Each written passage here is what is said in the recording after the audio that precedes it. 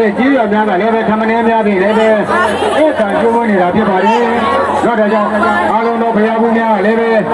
တော့အလူချင်းတို့မှများရဲ့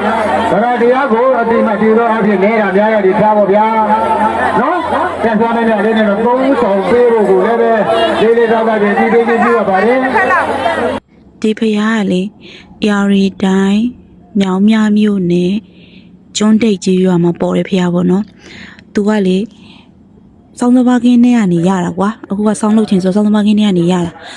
သူ့အဲ့ဖျားကိုရတဲ့အချိန်မှာတမိုင်းသူတည်တည်ဆင်းလာတယ်သူတို့ရဲ့ပြောကြားချက်အရတော့ဒီဖျားကနှစ်ပေါင်း600ကျော်ပြီပေါ့နော်အဲ့လိုတတန်းရှိရလို့ပြောရရှေ့ဟောင်းဖျားပေါ့နော်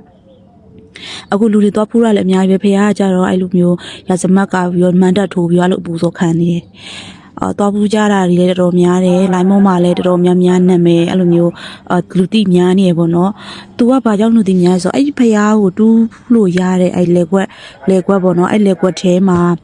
အဲ့လေကွက်ထဲကရေပဲဖြစ်ဖြစ်အဲ့လေကွက်ထဲကနုံပဲဖြစ်ဖြစ်ပေါ့နော်အဲ့ဖျားတူးလို့ရတဲ့နေရာလေးတဝိုက်ကသူကအဲ့ဒီရေပဲဖြစ်ဖြစ်ဟို